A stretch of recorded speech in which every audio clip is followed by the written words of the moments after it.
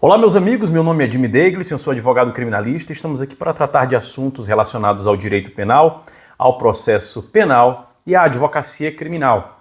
E eu queria tratar de uma novidade que ocorreu agora no âmbito do Supremo Tribunal Federal, quando do julgamento da reclamação número 74118, que foi movida pela Defensoria Pública do Pará.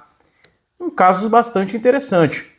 O réu havia sido submetido ao tribunal do júri e foi absolvido do crime de homicídio, porém condenado por este mesmo júri, evidentemente, pelo crime de estupro. Por que que isso ocorreu?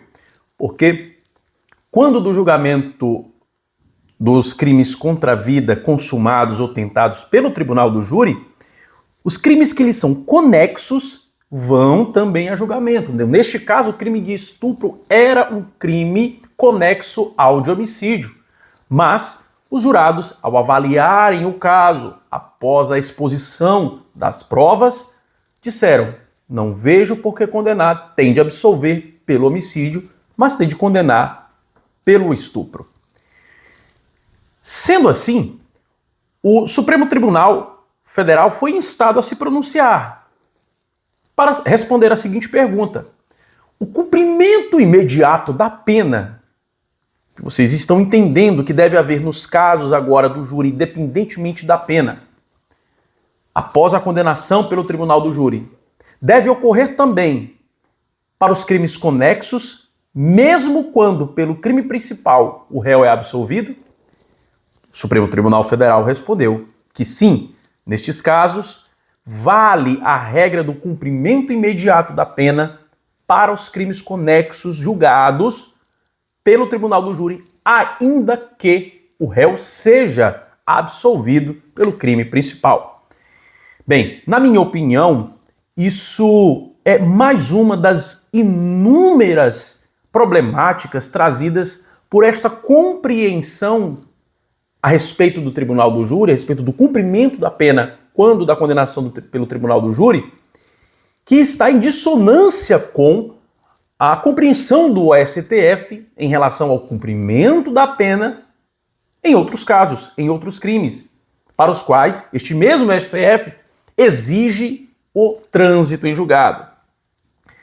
E neste caso, eu entendo que aqui não valeria o cumprimento imediato por um motivo muito simples. O crime conexo só está sendo julgado pelo tribunal do júri porque o principal existe.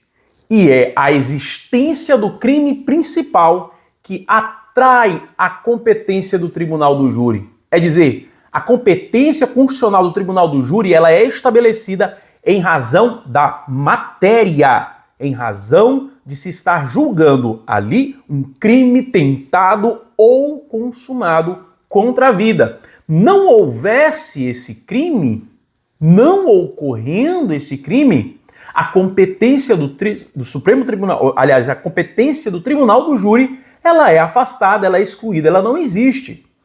Então, não soa razoável, tampouco proporcional, estabelecermos uma regra diferenciada de cumprimento da pena que só valeria para os casos do tribunal do júri aos crimes conexos quando aquele crime principal, que é o que estabelece a competência, que é o que faz com que a matéria seja tratada diferentemente, foi excluído.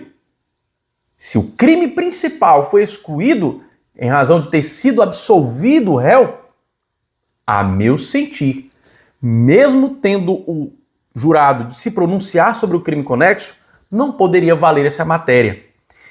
E claro, penso também que isso não deveria ficar a cargo do judiciário, como de fato ficou agora, mas como essa modificação, a meu sentir, foi uma modificação tão drástica e colocada às apalpadelas sem muita reflexão, trouxe essa problemática, como irá trazer outras, para os quais o legislador não se preparou, portanto, não há norma dentro do ordenamento jurídico brasileiro para tratar de uma situação como essa, fazendo com que o Supremo Tribunal Federal ou os tribunais do nosso país, os juízes do nosso país, tenham de se pronunciar sobre estes casos. Então, me parece uma compreensão equivocada do Supremo Tribunal Federal nessa matéria, mais uma vez, e não me espantará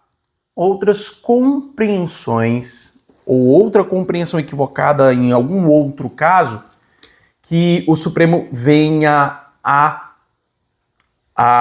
julgar. Isso porque algo que começa errado termina errado, e a única forma de se desfazer esse erro em cadeia é corrigindo o erro primário. E como a tendência do Supremo Tribunal Federal não é corrigir esse erro primário, mas querer validar essa compreensão que está em dissonância com aquilo mesmo que ele tem interpretado a respeito de cumprimento de pena e como também da Constituição, a tendência é que continue errado e nos outros casos nos quais ele vinha se pronunciar, continue errado. Então, senhores, essa é a minha opinião, os motivos são esses, e fica aí para reflexão. Se você entende que deve ser dessa forma, comente e nos ajude a debater sobre esse tema que não está terminado. O debate sobre essa problemática não está terminado, embora o Supremo tenha se pronunciado aí nessa reclamação. Pode haver, como eu sei que haverá, inúmeras modificações ao longo do tempo e num prazo médio de tempo, tá certo? Um grande abraço, fiquem com Deus, bom trabalho e bons estudos.